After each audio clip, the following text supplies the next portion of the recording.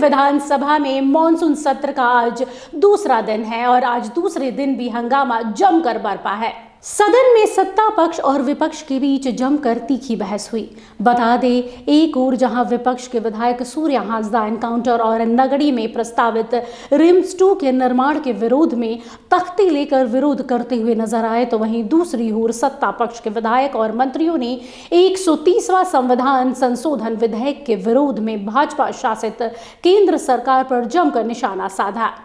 आइए जानते हैं सत्ता पक्ष और विपक्ष के नेताओं ने एक दूसरे पर आरोप प्रत्यारोप लगाते हुए क्या कुछ कहा।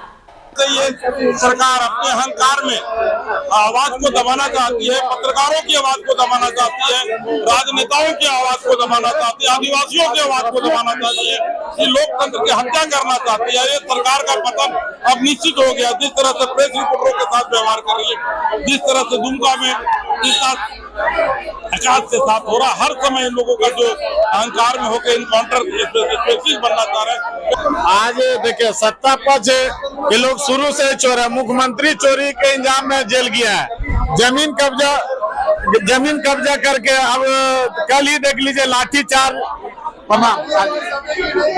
कल लाठीचार्ज और अनेक तरह का गोली से लेकर आदिवासियों के साथ तमाम तरह का सरकार पूरा आदिवासियों का शोषण करने का काम।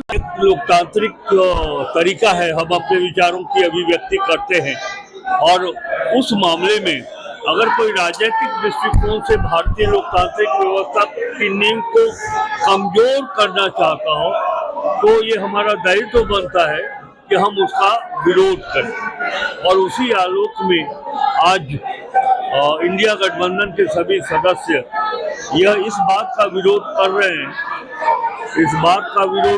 हैं कि जिस तरह भारत की सरकार राजनीतिक उद्देश्य की प्राप्ति के लिए इस तरह का कानून ला रही है कि यदि वो कोई राज्य अगर उसकी पार्टी की सरकार न हो तो वो ऐसा आरोप लगाए उसके ऊपर, वो जेल चला जाए और तब आप कहें कि साहब सत्ता से आपको बेदखल होना पड़ेगा।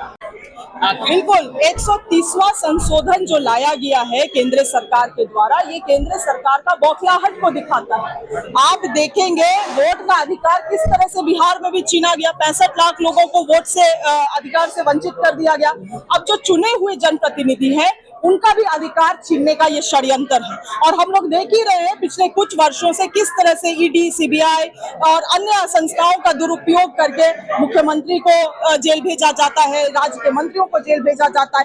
हमारा खुद झारखंड राज्य में आपने देखा कि किस तरह से पिछले वर्ष आदरणीय हेमंत सोरेन जी को जेल भेजा गया था। क्या चीज प्रूवन हुए? कुछ प्रूवन हुआ, मगर वो जो कन्विक्टेड और अक्यूज्ड के बीच में फाइन लाइन होता है, उस लाइन को ही मिटाने का काम केंद्र सरकार कर रही है। झारखंड विधानसभा में मानसून सत्र जारी है और आज दूसरे दिन बीजेपी और तमाम सत्ता पक्ष के विधायकों के बीच तीखी नोकझोंक भी हो रही है।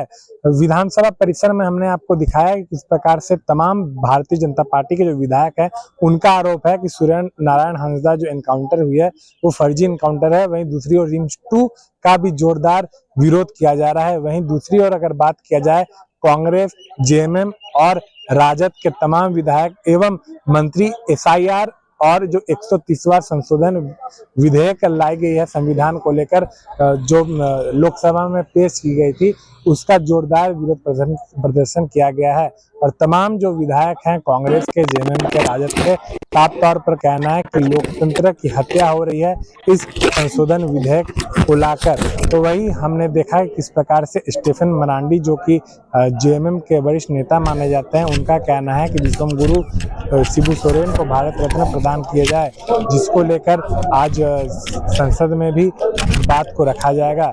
आइडियल एक्सप्रेस से सौरभ राय।